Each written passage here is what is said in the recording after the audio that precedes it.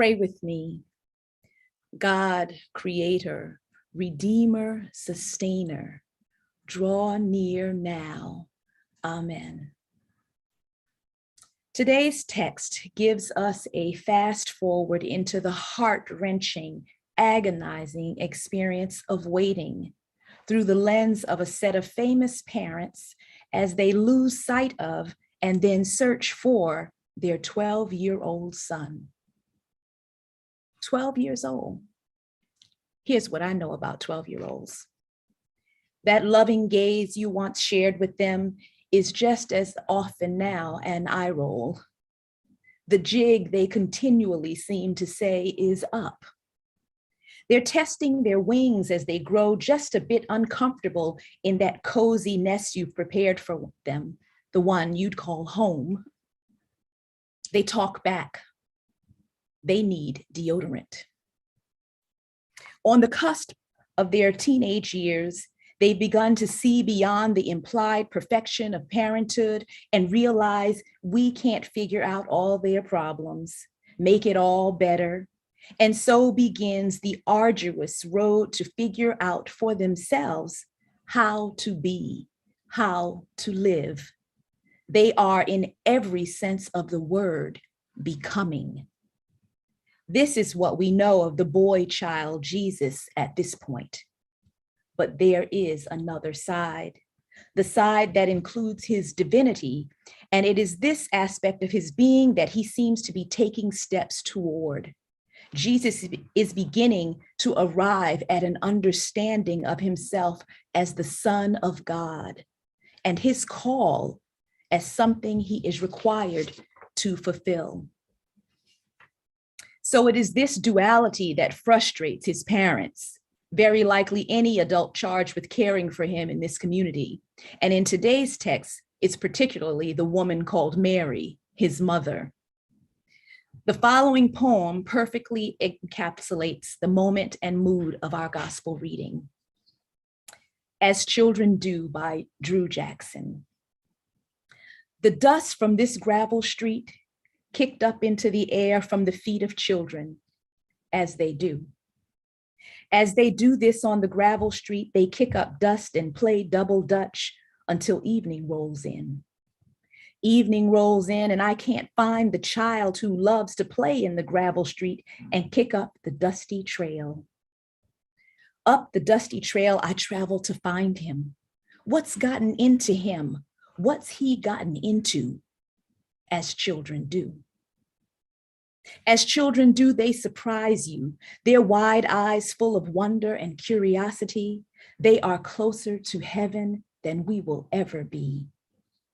We will ever be learning from the children, learning from this child, becoming like this child who has always known the way home. Read closely, we can imagine these words to be written by Mary about her son and the transition in their relationship today's text points to. It points to the pondering and reflecting of Mary as she treasured all these things in her heart. Drew's poetry highlights the shift that's happening between parent and child when our status as caregivers extraordinaire gives way to the perfectly imperfect, good enough parent. When we realize we don't have all the answers, when we as teachers become students. What's gotten into him? What's he gotten into? These questions, this reflection sparks what I'll call a critical remembrance for Mary. His mother Mary treasured all these things in her heart. So what happened? Well, Mary started to remember. She remembered the angel. She remembered the promise. Mary remembered the words spoken over the child she believed for, the child she helped believe into being by acting on what she believed to be true. Having conceived, as Augustine asserts, Christ first in her mind before doing so in her womb. Mary's knowing from that day since has been deep and wide and long, and her surrender to the mystery complete. The voice of an angel would help her to develop her own, and she would use it. She remembered her own words, belted out in her Magnificat, the blessing and promise of an alternative worldview, a different kind of future. She kept, thought about, pondered, remembered, sorted, and connected the pieces of this story to understand her place in it. But it had been a long time. And from this telling, about a dozen years had passed. 12 years of cleaning behind and training and loving her boy. Perhaps the elders had stopped marveling over him. After all, he was just a boy child, kicking up dust, throwing rocks, teasing and being teased by his friends. We have no reason to believe his formational years were that much different from the other children in the area. Simeon and Anna were probably gone now, and with them, perhaps some of the stories and people who remembered. So maybe Mary's memory of the angel waned a bit, and worn like a favorite pair of shoes, the life she had as mother to this boy was comfortable. Somehow it all fit, and the image of that dream grew further and further away. Not that she doubted it, but life, her very ordinary life, demanded her attention. So this dream was always about surrender, and there was only so much of it she could control. So one day blends into the next, and before you know it, you've adjusted to life with a promise. Certainly you hold fast to it, but you can't seem to manage a daily existence if all you do is dream about something you can't see. Like I said, there were clothes to wash and mouths to feed, things to do. Most days, Mary would have had to let that dream take care of itself. But that day, Mary began to remember again, because her boy, this human but divine boy, and she herself were changing. Each shift and advancement of his call required something different from her, his mother, and Mary had to adjust. She had to keep up. So this treasuring of the heart is also a Selah moment, a pause as she reflects on these transitions. Mary esteemed and revered these words, these instances that reminded her, that called her back to the work of love and her role in it.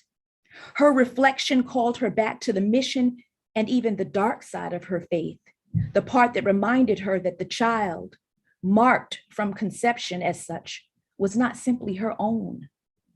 He belonged to everyone and no one, sometimes least of all to her, the woman who remembered his movements in her belly, whose movements she knew from their sacred and otherworldly womb time. She remembers their story, the sacred divinity of the work of the Messiah wrapped up in their pairing as mother and son. So this is hard for her. Mary is reminded that sword Simeon spoke about and how hard it will be to navigate the boundaries between herself as a mother and herself as a servant of the Lord. Sometimes his call would take precedence over their biological connection.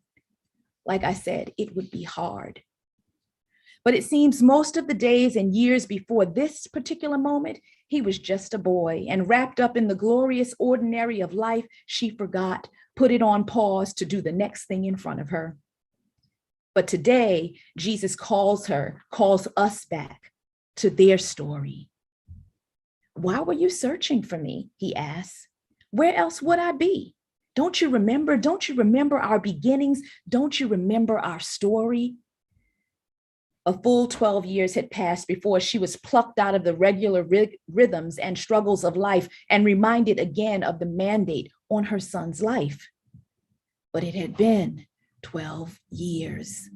12 years, it's the blink of an eye, and it's also forever.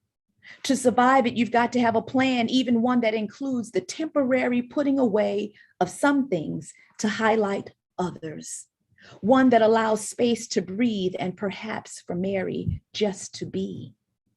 Fresh off the full energy of Advent, the longing, the waiting, the hoping, we can step into Mary's shoes to reflect on the promise given to us.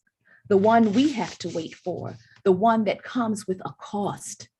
We, all of us, sometimes forget and need reminding. We need the occasional glimpse of the holy happening right in front of us, even as it grows and changes, or to recall a flashback of history as we experienced it. We need reminding. Is it not why we gather together like this week after week to remember? Because the waiting is hard, because the waiting can be unbearable, the waiting can be exhausting. We come together to remind ourselves of the sacredness of this journey. We come to remind each other, peering at each other over masked smiles, that we believe parts of something special about it. We believe something special about this story, and we retain it and we hold on to it. We commit and recommit to the ride. But that ride is nothing if not filled with uncertainty and waiting. So in the meantime, we gather to remind each other of the bigger picture. We redirect our hearts and minds to Jesus. What has he gotten into? What's gotten into him? It's our job to notice. Mary's story tells us how easy it is to lose sight of Jesus, and how complicated navigating a sense of balance with these opposing truths can be. Human, divine, divine, human. It's crazy making. There are things about this story that only time will reveal, that in the fullness of its mystery, we cannot yet know. This is the slow work of opening, of revelation, and Mary of the huge faith and bigger dreams, like us, is still learning. I understand Mary's struggle and can sympathize with this impossible dance she's asked to learn. The yes and no, the stop and go of it, the length of years. It's hard. Today, we can take a seat beside her to reflect, to hold the promises, the joys and dreams, the disappointments and struggles, the entirety of the story. And we can sit with her and remember. Yesterday, he was just a baby, and we welcomed him with a fair measure of relief and so much joy. But today he's 12, and along with the menial but sustaining tasks of everyday love, we're reminded of the Jesus we can never truly understand and are always learning from. The one we can lose sight of, the one we've got to keep our eyes on. Mary knew this when she accepted the call that made her an unwed mother in the first century of the ancient world. She knew it as she broke the heart of her betrothed. She knew it when she screamed the downfall of the empire, the great leveling that would mark God's kingdom. She knew what it meant to prioritize God's call before familial and communal expectations. Learning to compartmentalize, to hold space for opposing views, to wait, to discern. This was always part of Mary's job description, and it was never easy. She may have known all of this, but it didn't make it any easier. I'd imagine in the ordinary time of surrender to a love before unknown, of parenting a child, the nursing, the teething, the bathing, the tending, the teaching, Mary had to sometimes put away, even for a minute, the magnitude, the bigness of their call, put away the magnificence of their journey to engage in the present. She had to let go of some of that forward looking to be part of the ordinary, the day-to-day, the relationship with her husband, with her community, her role as wife, sister, friend, mother, to simply be present. I'd argue that the temporary putting away was part of her arsenal for survival.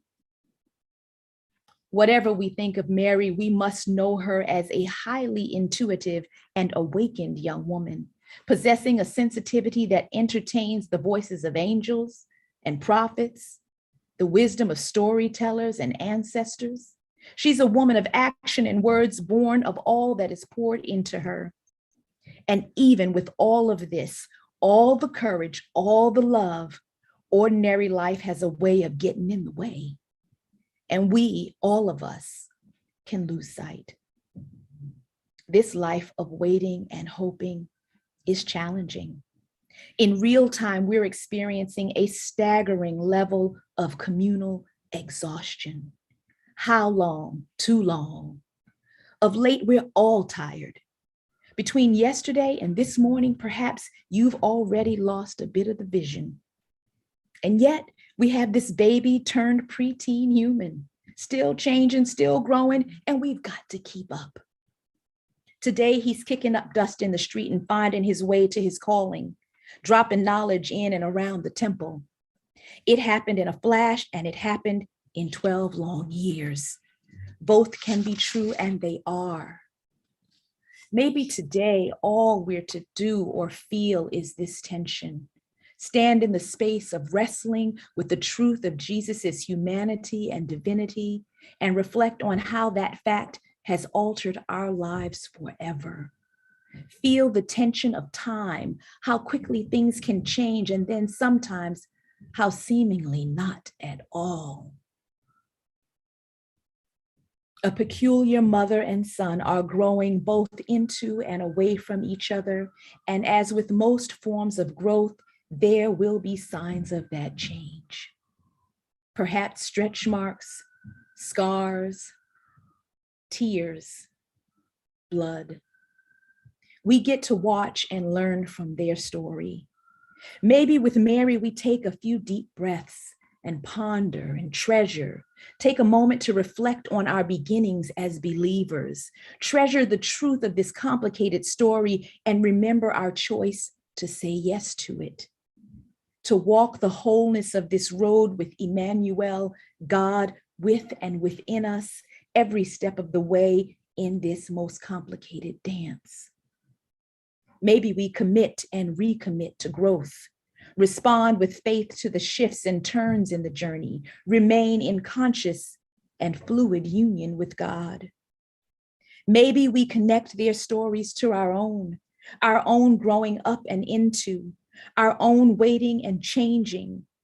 Life, it happens in a flash and sometimes does not happen fast enough. Both things can be true, and they are. It is so easy to forget, friends. That's true too. Mary teaches us to not discount the waiting, to pay attention to the holy in every day, and to be ready for change when it comes, to hold space and reflect, to find our way to an understanding of our individual roles in the labor of love. To in the waiting, to be ready, to appreciate when possible the pauses, to effectively and strategically compartmentalize. And she's got something there for us about timing too, but that's another word for another day. Life is happening. It is moving forward.